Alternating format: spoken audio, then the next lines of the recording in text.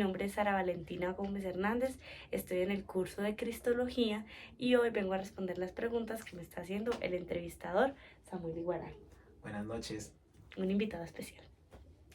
Bueno, Sara, del texto Jesús, aproximación histórica de José Antonio Pagola, específicamente en el capítulo 4, ¿cuáles crees que son las ideas claves que definen el reino de Dios?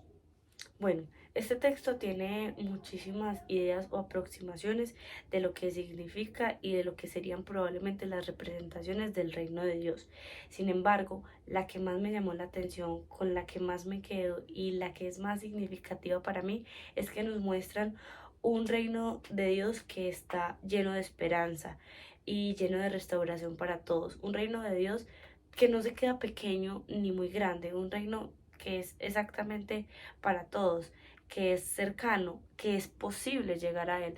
No es como esa idea súper lejana de, qué difícil debe ser llegar al reino de Dios o estar en el reino de Dios o tener que vivir una vida de cierta manera para que al final de nuestra existencia ese sea como el premio, llegar a ese reino que todos hemos anhelado y del que tal vez hemos pasado toda nuestra vida tratando de imaginar, pero como lejano, como que se tiene que vivir una vida de muchos sacrificios, de buenas acciones para poder llegar a ese reino, de manera que siempre se muestra muy lejano, muy en la imaginación. La idea que nos da este texto es un reino que está al alcance de todos, es un reino casi que se puede sentir. Es un reino en el que todos somos partícipes, dirías. En el que todos somos partícipes. Ok, y con esto que me acabas de decir, cómo lo relacionarías a la educación?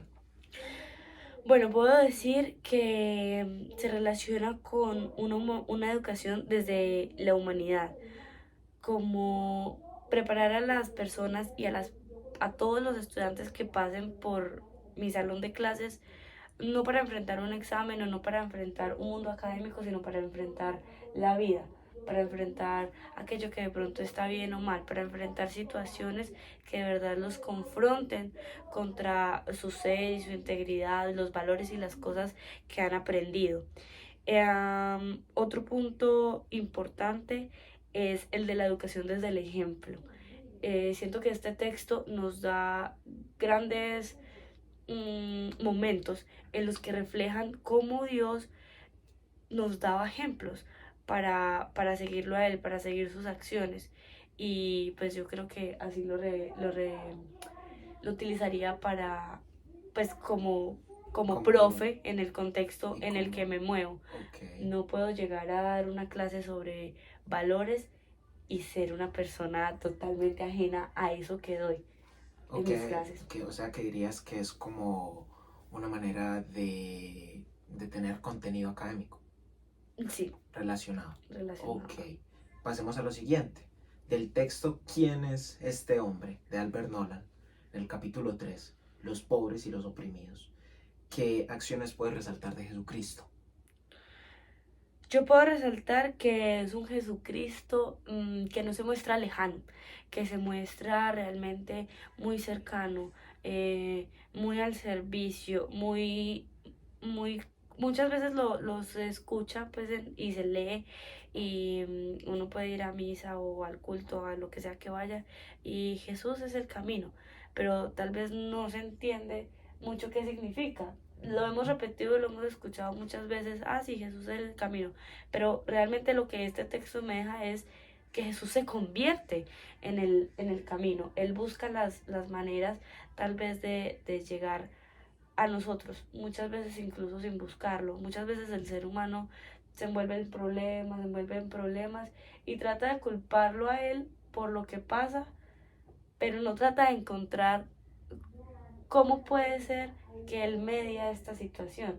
Entonces Jesús es el camino simplemente para que lo encontremos. Las situaciones que nos pasan, todo lo que vivimos, todo lo que escuchamos, Él está presente en cada cosa. No significa que sea un Dios de castigo, no significa que sea un Dios ausente, significa que es un Dios que debemos aprender a escuchar y que debemos aprender a conocer desde la conciencia de saber que queremos buscarlo y conocerlo, no al azar, no como que alguien me presentó a mí un texto bíblico hoy cualquiera y debo tratar de encontrarlo ahí porque sí, porque es que es una señal, sino más bien tratarlo de buscarlo con una conciencia firme. Ok, y de lo que me acabas de decir, de todo eso que me acabas de resaltar, ¿cómo crees que un docente puede asumir eso? Yo creo que un docente puede asumir eso desde la postura de que un docente debe brindar una educación indiscriminada, ¿cierto? La educación debe darse a cualquier persona. Es decir, Jesús está no solo para el que cree, Jesús está para el que cree y para aquel que no cree. Un maestro debe estar para incluso aquel que no quiere aprender o incluso aquel que cree que no necesita aprender o que cree que no necesita educación o que no necesita cualquiera de los aportes que nosotros como maestros podemos hacer a la educación. Entonces creo que es así. Sí, yo creería que ese mensaje que siempre hay de Dios, de Jesucristo, es que Él da amor sin necesidad de recibirlo. Es a quien realmente lo quiera, para Él va a tener. Y pues aunque uno no quiera, también va a haber para uno. Entonces es muy bonito. Ujú. Bueno, entonces ya más bien como para concluir de la creatividad evangélica como apertura a otra lógica, el texto de Juan Camilo Tamayo, pues, ¿qué me puedes decir? ¿Qué conclusión me puedes dar de todo? Bueno, yo creo que este texto es más bien una reflexión bastante crítica, una reflexión bastante crítica de todos estos puntos que acabamos de tocar, de los de las diferentes interpretaciones del reino de Dios, de las diferentes interpretaciones de cómo Jesús se acerca a nosotros y está entre nosotros, es, es básicamente eso.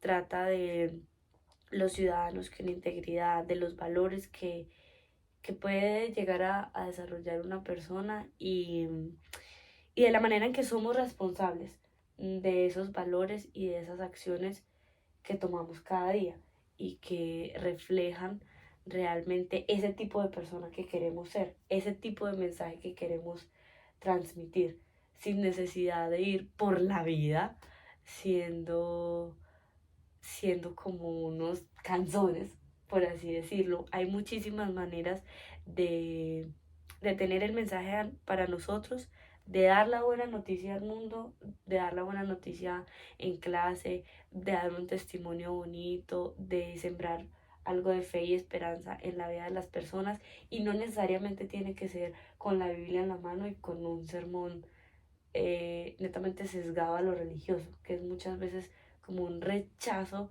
que se da en otras personas solo por tener ese tinte religioso.